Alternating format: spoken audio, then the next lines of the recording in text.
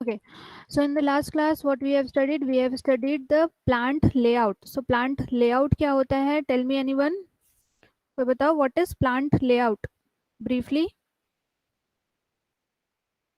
what is plant layout? Is there anyone, or all of the people are sleeping?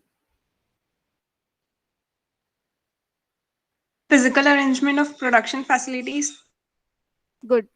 Physical arrangement of production facilities is known as a plant layout. So plant layout में हम लोग क्या करते हैं, हमारा जो भी material है, हमारा इक्विपमेंट है, हमारे अदर इक्विपमेंट्स हैं, हमारे रोबोटिक जो भी इक्विपमेंट्स हैं, हमारे मैन हैं, ठीक है, ये सारी चीज़ों को हम लोग क्या करते हैं, प्रॉपर पोजीशन में अरेंज करते हैं सो दैट हम क्या कर सकें, अपने प्रोडक्ट या फिर हमारा जो प्रोसेस है उसको कंटिन्यू फ्लो में रख सकें, जिससे हमारा प्रोडक्शन शेड्यूल स्टॉपेज ना हो, किसी भी तरह का ब्रेक डाउन ना हो, एंड ऑल्सो जो आपके लेबर वर्क कर रहे हैं उनके लिए भी क्या हो, मटेरियल को हैंडल करना, प्रोसेस को हैंडल करना, मशीन्स को हैंडल करना इजी हो. ठीक है, so that comes under your plant layout और फैसिलिटी लेआउट. ठीक है, both are the same thing. Now come to the next topic, that is types of layout. So there are 5 types of layout. First one is your functional layout. Functional layout, that is also known as process layout. Second one is product layout, or that is also known as a line layout. ठीक है.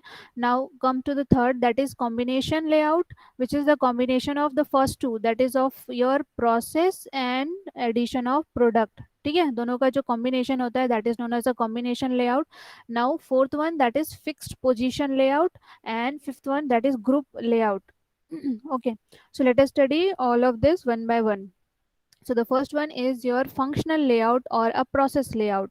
So as the name suggests, functional or a process means जो भी machines या equipment similar type of operations perform करते हैं, हम उनको क्या कर देते हैं, ग्रुप करके एक पोजीशन में लगा देते हैं. So that is why this layout is known as a functional layout or a process layout. ठीक है, so this type of layout is generally recommended for batch production. जब हमको क्या होता है, batches में सामान बनाने होते हैं. ठीक है, बैच प्रोडक्शन के एग्जांपल्स के लिए मैंने क्या क्या बताया था आपको. Which type of industry or a production comes under the batch production? Ma'am bakery. Good. ठीक है, बेकरी जो है आपका बैच प्रोडक्शन में आता है. सो हम क्या करते हैं, all the machines which are performing the similar type of operations are grouped at one location, जो मैंने आपको पहले ही बताया. बिकॉज ऑफ दैट उसका नेम है आपका प्रोसेस लेआउट और अ फंक्शनल लेआउट. ठीक है, सो लेट इस एग्जांपल के लिए हम लोग ले सकते हैं कि हमारा जो भी लेथ मशीन है, जो इन्होंने इंजीनियरिंग किया होगा उनको पता होगा लेथ मशीन क्या होता है, मिलिंग मशीन्स होते हैं, ठीक है, टर्निंग मशीन्स होते हैं, कारपेंट्री शॉप्स होते हैं, ये सबको क्या करते हैं, ब्लैक स्मिथ होते हैं, इनको हम क्या करते हैं, एक एक लोकेशन में फिक्स कर देते हैं. ठीक है, and this are grouped in a one cluster or a one group. ठीक है, so they are grouped according to their function. ठीक है, जैसे कि लेथ मशीन जो होता है, अभी आपको मैं लास्ट में इमेज दिखाऊंगी that how the lathe machine looks like. ठीक है, सो लेथ मशीन है आपका, मिलिंग मशीन है, टर्निंग मशीन है, फिटिंग मशीन है, ये सबको एक एक पोजीशन में फिक्स कर देते हैं. ठीक है, आपका लेथ में सिर्फ सिंगल टाइप का लेथ नहीं होता है, उसमें बहुत सारे वेरिएशंस होते हैं लेथ में. ठीक है, आप उसमें थोड़ा थोड़ा सिस्टम चेंज कर करके आप अलग अलग टाइप का प्रोडक्ट बना सकते हैं लेथ से. वैसे फिटिंग शॉप में बहुत सारे फिटिंग की मशीन्स होती हैं. ठीक है, सो सीधे एग्जाम्पल के लिए आप ये देख सकते हो, देखो यहाँ से आपका क्या है, रॉ मटेरियल की एंट्री हो रही है. ठीक है, यहाँ पे क्या है, आपका फोर्जिंग सेक्शन है.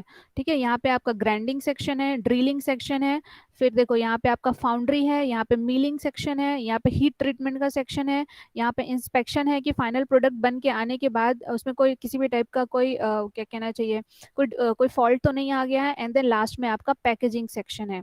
ठीक है, सो यहाँ पे क्या कर रहे हैं हम लोग, एक एक जो हमारा फंक्शन है उस फंक्शन को हम लोग क्या करते हैं, या फिर जो उससे रिलेटेड इक्विपमेंट्स है उनको हम एक पोजीशन में लगा देते हैं.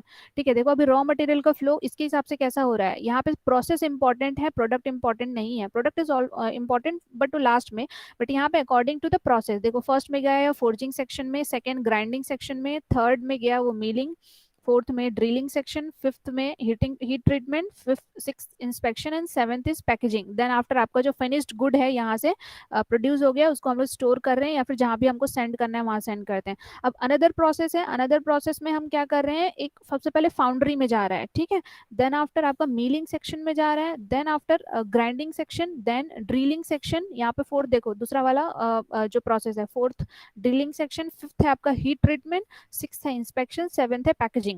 ठीक है, सो यहाँ पे जो है मोस्ट इंपॉर्टेंट होता है कि हमारा प्रोसेस और equipment okay, now comes to the advantages of the functional layout. क्या एडवांटेजेस होते हैं? First one is flexibility of equipment and personal. ठीक है, हम इक्विपमेंट्स में फ्लेक्सिबल होते हैं कि हमको जो भी मशीनरीज की जरूरत है हम वहाँ प्रोडक्ट को ले जाके उसमें जो भी हमको मैन्युफैक्चरिंग काम करना है, जो भी चीजें करनी है, ठीक है, ट्रांसफॉर्मेशन करना है प्रोडक्ट में, हम वहाँ कर सकते हैं। पर्सनल भी फ्लेक्सिबल होते हैं। पर्सनल मीन्स यहाँ पे जो लेबर या एचआर वर्क कर रहे हैं वो क्या होते हैं? फ्लेक्सिबल होते हैं, एचआर।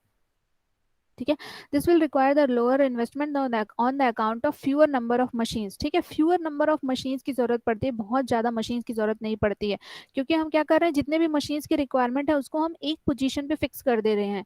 ठीक है, तो जिनको भी उस मशीन में काम करना है वो वहां पे जाएंगे, लेबर वहां पे जाएंगे अपने जो भी रॉ मटेरियल उनको लेके उसमें जो भी ट्रांसफॉर्मेशन करना है वहाँ ट्रांसफॉर्मेशन करेंगे, एंड देन नेक्स्ट जो भी सेक्शन है वहाँ चले जाएंगे।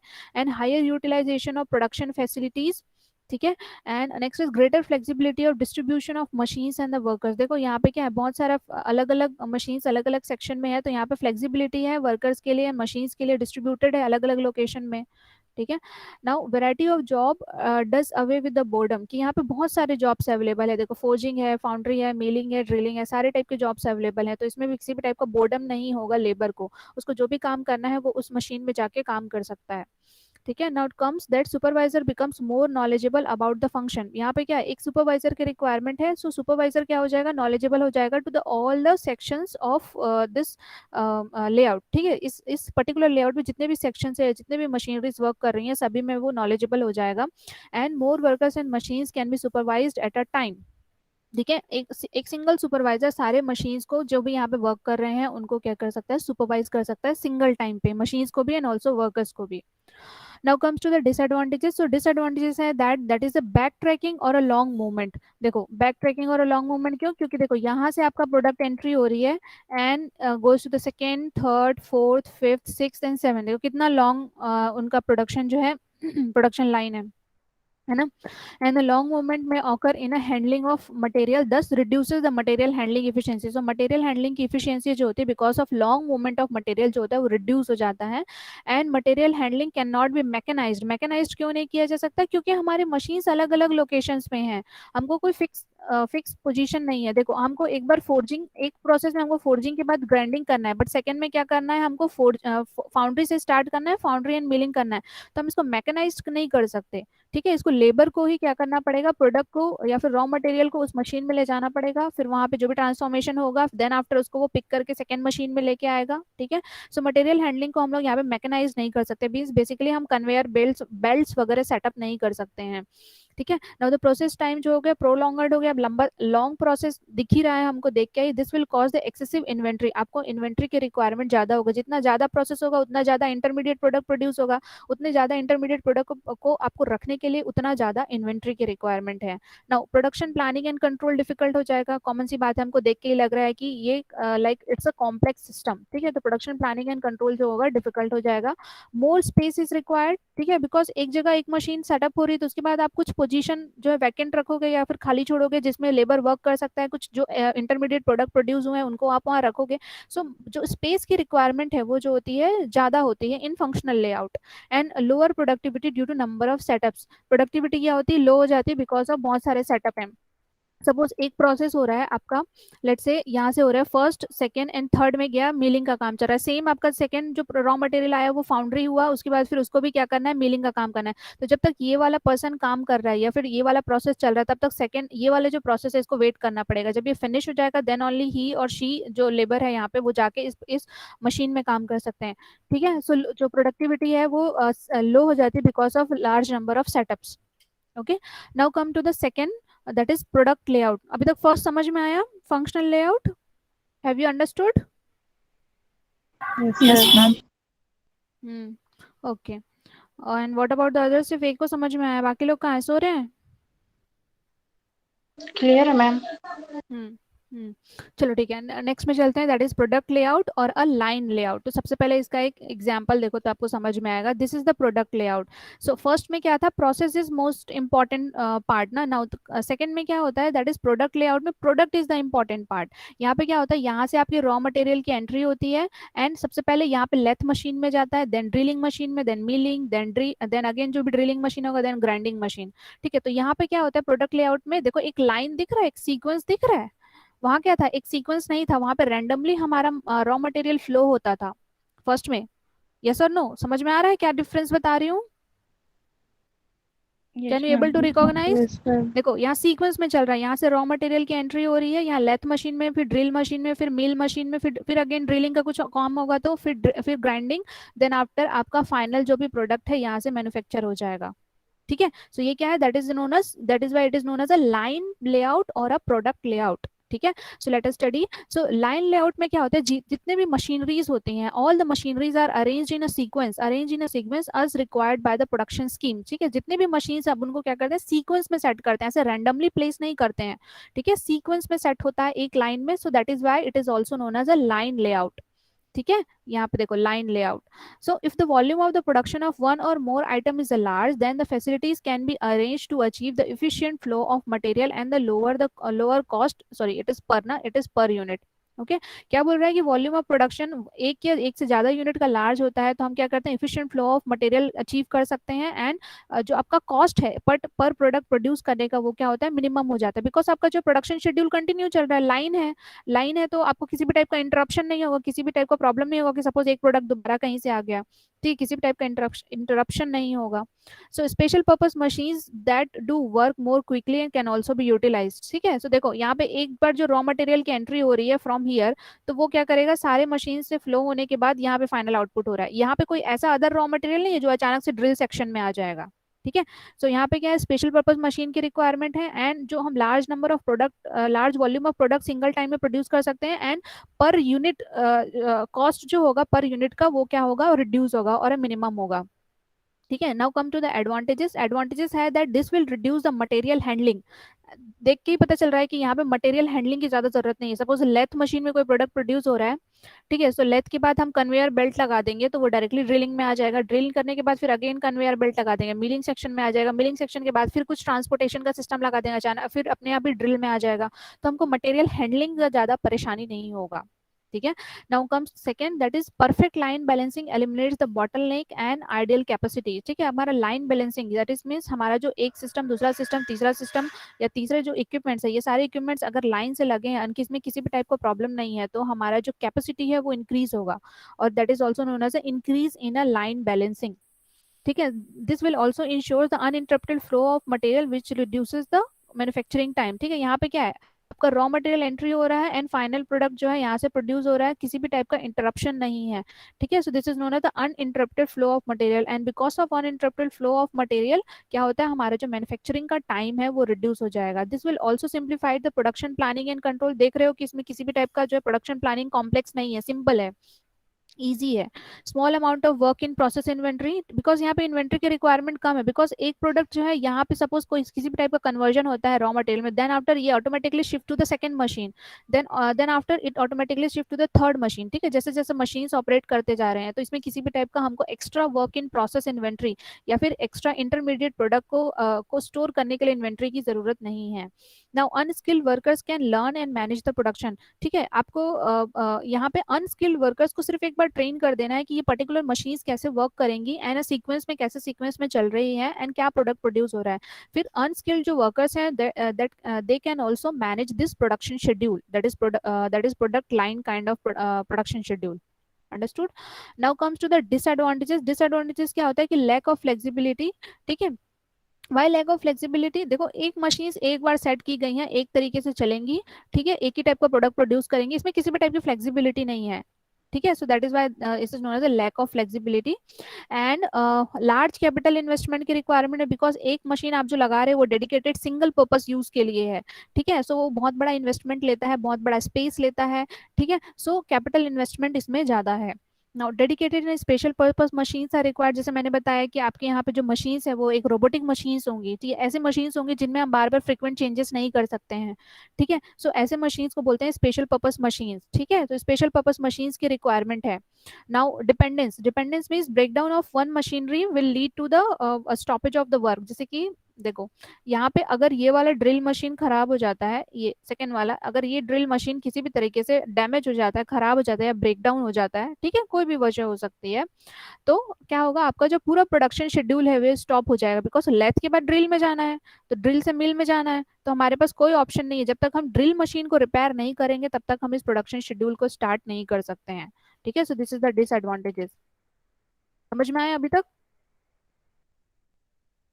Understood? Yes, ma'am. Yes, ma'am. Okay, now comes to the third, that is combination layout. So combination layout is also known as hybrid layout or a mixed type layout. यहाँ पे hybrid layout और अ mixed type layout. सो मैंने पहले बताया that is combination layout is basically the combination of your product and process layout. ठीक है, product and process layout के combination को हम लोग बोलते हैं combination layout. So for example like refrigerator manufacturing. So refrigerator manufacturing में हम लोग क्या करते हैं, जो भी प्रोसेस या फंक्शनल लेआउट से हम लोग क्या करते हैं, उसके बहुत सारे अलग अलग प्रोडक्ट्स हैं उनको बना लेते हैं। जैसे कि हम लोग बहुत सारे ऑपरेशन है लाइक सैम्पलिंग का काम, वेल्डिंग का काम, हीट ट्रीटमेंट का काम। ठीक है, ये सारे जो काम है हम क्या करते हैं, इसको प्रोसेस लेआउट या फंक्शनल लेआउट से करते हैं। बट फाइनल असेंबलिंग का जो काम है, अब देखो रेफ्रिजरेटर में से एक सिंगल सेक्शन नहीं होता, उसमें बहुत सारे सेक्शंस होते हैं। ठीक है, आपका रेफ्रिजरेटर का सिस्टम लगेगा, आउटर बॉडी होगी, इनर बॉडी होगी, ठीक है, पीछे की मशीन्स होंगी, अदर इलेक्ट्रिकल इक्विपमेंट्स होंगे, तो सबको हम लोग क्या करते हैं, पहले प्रोसेस लेआउट से मैन्युफैक्चर कर लेते हैं, बट हम लोग उसका असेंबलिंग का काम करते हैं through the product type of layout. ठीक है, understood? So the for manufacturing various components or the part process layout is used। जो मैंने आपको पहले बताया, मैन्युफैक्चरिंग के लिए हम लोग क्या करते हैं, प्रोसेस लेआउट यूज करते हैं, but for assembling of parts, जो हमने पहले पार्ट्स जो बनाए थे उसको असेंबल करने के लिए हम लोग क्या करते हैं, हम लोग प्रोडक्ट लेआउट यूज करते हैं। ठीक है, so let's say this is the example of gear manufacturing का एग्जांपल है, दैट इज कॉम्बिनेशन लेआउट में। सो हम लोग क्या कर रहे हैं यहाँ पे, तो देखो यहाँ पे प्रोडक्ट लेआउट भी यूज हो रहा है एंड प्रोसेस लेआउट भी यूज हो रहा है। दैट इज ये जो एफपी लिखा है दैट इज फोर्जिंग प्रोसेस है, हम फोर्जिंग प्रोसेस को क्या कर रहे हैं, एक साथ कर दे रहे हैं। देन आफ्टर हमारा GC that is gear cutting machine, देखो जीसी का फुल फॉर्म यहाँ लिखा है, गियर कटिंग मशीन का सेक्शन है। देन आफ्टर आपका HT that is heat treatment का है मशीन। फिर आपका है जीजी that is gear grinding machine. ठीक है, सो हम क्या कर रहे हैं, फर्स्ट देखो ये है हमारा प्रोसेस लेआउट। ठीक है, हम क्या कर रहे हैं, सिमिलर टाइप ऑफ जो फंक्शन परफॉर्म कर रहे हैं उनको हम एक साथ डाल ले रहे हैं। ठीक है, मशीन्स को, एंड यहाँ देखो एक सीक्वेंस भी फॉलो हो रहा है साथ ही साथ, है ना। जैसे एफपी है दैट इज फोर्जिंग मशीन है, देन आपका गियर कटिंग मशीन है, देन आपका हीट ट्रीटमेंट सेक्शन है, देन आपका गियर ग्राइंडिंग मशीन है। सो ये दोनों का कॉम्बिनेशन है, दैट इज प्रोडक्ट लेआउट का एंड प्रोसेस लेआउट का। ठीक है, यहाँ से आपकी रॉ मटेरियल की एंट्री होगी एंड आपका यहाँ पे फिनिश्ड प्रोडक्ट बन के आ जाएगा। ठीक है, so this is the combination type of layout. Now comes to the next, that is fixed position layout. So fixed position layout is generally also known as project layout. ठीक है, एक particular project क्या होता है, हम किसी particular project को करने के लिए किसी पर्टिकुलर लोकेशन में जाते हैं, वहां सर्वे करते हैं, फिर वहां क्या करते हैं हम लोग, जो भी सर्वे करने के बाद आउटपुट आता है उसके हिसाब से हम प्रोडक्ट बनाते हैं जो उस पर्टिकुलर एरिया के लिए सुटेबल होगा या फिर उस पर्टिकुलर एरिया के नीड या डिमांड को सेटिस्फाई करेगा। ठीक है, सो वैसा ही क्या होता है, हमारा फिक्स्ड पोजीशन लेआउट होता है जो that is also known as a project layout. ठीक है, सो प्रोजेक्ट लेआउट में क्या होता है, the material and the major equipments remain in a fixed position. ठीक है, and tools machinery and mens are brought to this location. So fix position है, so fix position में जो भी प्रोडक्ट बनना है, ठीक है, आपको जो भी मेजर कंपोनेंट है बनाने के लिए टूल्स चाहिए, मशीनरीज चाहिए, मैन चाहिए, ये सबको क्या करते हैं हम लोग लेके आते हैं फ्रॉम द डिफरेंट लोकेशन। फिर हमको क्या करते हैं, ये सब चीजों को वहां बनाते हैं या फिर हम असेंबल करते हैं। So that is known as a fixed position layout. So this type is suitable when one or two pieces of identically heavy products are to be made only. ठीक है, जब क्या करते हैं हम लोग हैवी प्रोडक्ट बनाते हैं, उस टाइप के केस के लिए हम लोग यूज करते हैं fix position layout, like ship building industry. अब लेट अस टेक की एग्जांपल, हम शिप क्या कर रहे हैं, शिप को सपोज हम लोग एमपी में बना लिए, ठीक है, मध्य प्रदेश में हम शिप बिल्डिंग इंडस्ट्री सेटअप कर लिए, शिप बना के पूरा रेडी कर लिए एमपी में। अब एमपी में शिप बनाने के बाद क्या हम अपनी कोस्टल लाइन में शिफ्ट कर पाएंगे? Is it possible to transport that उतना बड़ा शिप को हम जो है कोस्टल लाइन या फिर मुंबई तरफ या फिर हम लोग इधर विशाखापट्टनम तरफ ले जाएं? ऐसा कोई पॉसिबल है क्या? बताओ, is it possible? No, ma'am. ठीक है, same in the case of aircraft industry. Suppose aircraft industry is there and manufacture करना है एंड आप उसको क्या कर रहे हो, सेंट्रल इंडिया में मैन्युफैक्चर कर ले रहे हो, ठीक है, ऐसे एरिया में मैन्युफैक्चर कर ले रहे हो जहां से आपको एयरक्राफ्ट को ट्रांसपोर्ट करके किसी रनवे पे लाना डिफिकल्ट होगा। सो इस टाइप के केसेस के लिए या फिर इस प्रॉब्लम को सॉल्व करने के लिए हम लोग यूज करते हैं fix position type layout. So just see this, ये है आपका फिक्स पोजीशन। देखो यहाँ पे क्या कर बन रहा है, एक एयरक्राफ्ट बन रहा है। तो देखो यहाँ पे बहुत सारे मशीन्स रखे हुए हैं, दिख रहे हैं यहाँ पे बहुत सारे मशीन्स हैं, ठीक है। ये देखो, ये एयरक्राफ्ट इंडस्ट्री है। सो एयरक्राफ्ट इंडस्ट्री क्या होती है, ऐसे लोकेशंस में होती है जहाँ पे एयरक्राफ्ट की रिक्वायरमेंट है। जैसे कि आप देख सकते हो साउदर्न इंडिया में एयरक्राफ्ट इंडस्ट्री है, बिकॉज वहाँ से क्या करते हैं, हमको जो भी पोर्ट्स हैं, ठीक है, एयरपोर्ट्स हैं, वहाँ पे एयरक्राफ्ट को ट्रांसपोर्ट करना ईजी है, ठीक है। सो देखो यहाँ पे ये मशीन्स रखी हुई हैं, ठीक है, जो भी रिक्वायरमेंट होती है हमको इसके अंदर मशीन्स लगानी है, वो हम मशीन्स पहले से बना के लेके आते हैं, ठीक है। उसके बाद यहाँ पे हम क्या करते हैं, वो सारे जो भी मशीन्स बन गए या पार्ट्स बन गए उन सबको यहाँ पे असेंबल करके फाइनल जो प्रोडक्ट है उसको हम रेडी करते हैं। So that is why it is known as a fix position layout. Okay, now comes to the advantages of fixed position layout, that is this helps in job enlargement and upgrading the and upgrades the skill of operator। क्या करता है fix position layout, आपका जो job है उस जो labour जो काम कर रहा है उनके जॉब में एनलार्जमेंट करता है और उनकी स्किल को अपग्रेड करता है। बिकॉज यहाँ पे हम बहुत सारे लेबर को हायर नहीं करते हैं, जो जो लेबर ऑलरेडी हायर किए हुए हैं उनसे ही हम सारा काम कराने की कोशिश करते हैं। तो उनका जो जॉब है वो एनलार्ज होता है, उनकी स्किल जो होते हैं वो अपग्रेड होते हैं। वो एक मशीन चलाना जानते थे, अब वो धीरे धीरे सेकेंड मशीन में चलाना जान लेंगे, ठीक है। So workers identify themselves to be identify करते themselves with the finished product and pride themselves in the job they are doing. Like अगर कोई ऐसा वर्कर है जिसने एक शिप को बनाने के लिए बहुत वर्क किया है, ठीक है, या ऐसा कोई सुपरवाइजर है जिसने क्या है उस शिप को बनाने के लिए बहुत ही मेहनत किया है, नया डिजाइन बनाया है, ठीक है। सो वो क्या करता है, अपने आप को उस पर्टिकुलर प्रोडक्ट के साथ आइडेंटिफाई कर सकता है, सेंस ऑफ बिलोंगिंगनेस हो जाता है, ठीक है। सो वो अपना क्या करता है, एक्स्ट्रा एफर्ट पुट करता है सो दैट ही और she will produce the better product, ठीक है। Now, greater flexibility is available in this type of the work and layout capital investment is lower। greater flexibility क्यों है, because अगर हमको किसी में किसी भी टाइप का चेंजेस करना है तो हमारे पास मशीन्स यहीं रखी हुई है, हम क्विकली यहाँ पे जो भी चेंजेस करना है वो हम कर सकते हैं। एंड हमारा जो कैपिटल का जो इन्वेस्टमेंट होता है वो कम होता है, बिकॉज हमको क्या करना है, हर मशीन को अलग अलग पोजीशन में फिक्स नहीं करना है, हमको सिर्फ एक प्रोडक्ट है, इस प्रोडक्ट को बस सेटअप करना है। तो हम मशीन्स यहाँ लेके आएंगे एंड जो भी मशीन्स की रिक्वायरमेंट्स है, हमको जो भी काम करना है टूल्स का, मशीन्स का, इक्विपमेंट्स का, यहाँ करेंगे एंड फाइनल प्रोडक्ट को हम लोग क्या करेंगे, असेंबल करके रेडी कर लेंगे। Now comes to the next, that is disadvantages of fixed position layout। क्या disadvantages हैं, that this is useful only when the assembling process is complex। क्या है, अब शिप बिल्डिंग का केस ले लो या फिर एयरक्राफ्ट इंडस्ट्री का, तो हम क्या कर सकते हैं, उसके मशीन्स तो अलग अलग जगह बनवा सकते हैं, जैसे एयरक्राफ्ट की मशीनरीज आप अलग जगह बनवा सकते हैं, उसका जो सीट है वो कहीं और जगह बना सकते हैं, उसमें और अदर जो भी इक्विपमेंट्स लगेंगे हम वो कहीं और जगह बनवा सकते हैं, लेकिन हम लोग उसका असेंबलिंग वही नहीं कर सकते, उसकी असेंबलिंग जो होती है वो डिफिकल्ट होती है, कॉम्प्लेक्स होती है। That is why we prefer the fix position type layout. So ये इसका एक डिसएडवांटेज है। एंड स्पेशलाइजेशन जो होता है वो नेग्लिजिबल होता है, बिकॉज एक टाइप का ही लेबर अवेलेबल है या फिर फ्यू लेबर्स आर अवेलेबल। सो यहाँ पे किसी भी टाइप का स्पेशलाइजेशन नहीं हो पाता है and this is difficult in using the heavy and big machinery, because हम यहाँ पे बड़े मशीनरीज यूज नहीं कर सकते हैं, जैसे कि हम लेथ मशीन यहाँ फिट नहीं कर सकते हैं। हम यहाँ पे सिर्फ ऐसे टूल्स एंड मशीनरीज सेटअप कर सकते हैं, लाइक हम कुछ वेल्डिंग करके जोड़ना है, कुछ टूल्स चाहिए जिससे हम क्या कर सकते हैं, दो चीज़ों को ऐड कर सकते हैं, जैसे कि नट बोल्ट वाली सेटिंग है वो कर सकते हैं, टाइट फिट करनी है वो कर सकते हैं, फिनिशिंग का काम है वो कर सकते हैं, पेंटिंग का काम है ये कर सकते हैं, ठीक है। कोई बहुत बड़ा काम है जैसे लेथ का काम नहीं कर सकते हम लोग, फिटिंग का काम नहीं कर सकते, फिटिंग एक सेक्शन होता है, जिन्होंने वर्कशॉप पढ़ा होगा दे विल नो। फिटिंग का काम नहीं कर सकते हैं, ब्लैक स्मिथ का काम नहीं कर सकते हैं, ठीक है। जो जनरल पर्पस वर्क होता है, जैसे असेंबलिंग के लिए हमको जरूरी है, जैसे कि नट बोल्ट, आपका ड्रिलिंग मशीन्स हैं, ठीक है, आपको फिटिंग के लिए पेचकस वगैरह लगता है, पाना लगता है, ठीक है, ये सारी चीजें you can do there. And effective supervision and control is difficult, ठीक है। So this is general statement. Now comes to the last one, that is the group layout.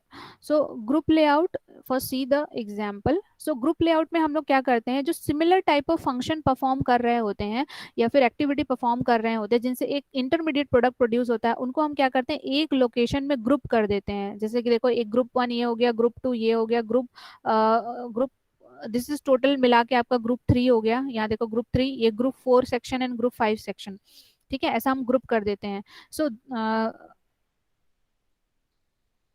So group layout में हम लोग क्या करते हैं, हमारे पास फ्लेक्सिबिलिटी होता है कि हम कैसा मैन्युफैक्चरिंग सिस्टम को यूज करना चाहते हैं अकॉर्डिंग टू द बैच या फिर सीक्वेंस ऑफ ऑपरेशन या फिर need and demand of the customer. तो हम क्या करते हैं यहाँ पे दो चीजें करते हैं, two steps, it involves the two steps. First that is to determine the component families and groups. हम लोग फर्स्ट डिटरमाइन करते हैं कि कौन कौन से कंपोनेंट एंड फैमिलीज जो होती है एक ग्रुप में आती हैं, ठीक है। एंड हम लोग क्या करते हैं, उनको एक ग्रुप में करके एक जगह पे प्लेस कर देते हैं। एंड द सेकंड स्टेप में क्या करते हैं, हम लोग अप्लाई करते हैं group technology which is to arrange the plant and equipments use to process the particular family और अ कंपोनेंट, ठीक है। सो देखो यहाँ पे देखो, सो यहाँ पे क्या है, एक ग्रुप में एक टाइप की मशीनरीज रहेंगी, ठीक है, जैसे this this and this type is एक टाइप का मशीनरी है, and this one is related to the machine, this is machine M1, this is also kind of machine M1, this is kind of machine M2। So machine M1 and machine M2 से एक single type का product produce हो रहा होगा, उनको हम क्या करेंगे, ग्रुप कर देंगे। एंड यहाँ पे हमारा क्या होगा, suppose this is the raw material, ठीक है, यहाँ पे आपका जो है इंटरमीडिएट प्रोडक्ट प्रोड्यूस हो रहा है, ठीक है। सो इस टोटल ग्रुप वन से एक इंटरमीडिएट प्रोडक्ट प्रोड्यूस होगा, फिर यहाँ पे ग्रुप टू जाएगा, ये है आपका ग्रुप टू में, suppose this is the machine M3, ठीक है, this is the machine M3, यहाँ से एक प्रोडक्ट रॉ मटेरियल प्रोड्यूस होगा। फिर इन दोनों के कॉम्बिनेशन से हम क्या करेंगे, इन दोनों को लगाएंगे यहाँ, फिर यहाँ हमारा मशीन M4, ठीक है, M4 से फिर एक टाइप का इंटरमीडिएट प्रोडक्ट प्रोड्यूस होगा, that is IP intermediate product, फिर हमको यहाँ अप्लाई अप्लाई करेंगे, फिर आपको एक फाइनल प्रोडक्ट यहाँ पे ग्रुप 5 में जाके मिलेगा। सो देखो, इसको देख के क्या पता चल रहा है कि हमारा जो ऑलरेडी एक यूनिट है या फिर एक प्लांट है, उसके अंदर ही हम एक स्मॉल प्लांट सेटअप कर दे रहे हैं जो एक इंटरमीडिएट प्रोडक्ट प्रोड्यूस करके दे रहा है, ठीक है। यही है आपका group layout. So group layout में क्या करते हैं हम लोग, फर्स्ट स्टेप में डिटरमाइन करते हैं कि कौन कौन से कंपोनेंट्स एक दूसरे की फैमिलीज से बिलोंग करते हैं। एंड देन हम क्या करते हैं, सेकेंड स्टेप में उनको एक ग्रुप टेक्नोलॉजी करके या फिर ग्रुप करके एक एक एक जगह सेटअप कर देते हैं। देन हम, ये क्या रिप्रेजेंट करता है कि small plant with in the plant, एक टोटल जो ओवरऑल बड़ा सा प्लांट है उसके अंदर है एक छोटा छोटा प्लांट हम लगा देते हैं, जिससे इंटरमीडिएट प्रोडक्ट प्रोड्यूस होता है एक स्मॉल प्लांट से, फिर उसको हम लोग नेक्स्ट जो ग्रुप है उसमें डालते हैं, ठीक है। तो this group technology reduce the production planning time for the jobs, ठीक है, इससे क्या होता है, आपका प्रोडक्शन प्लानिंग टाइम रिड्यूस होता है, and it also reduces the plant setup time. देखो, ये इसका एग्जाम्पल है, समझ में आया, समझ में आया आपको टॉपिक? Yes, ma'am.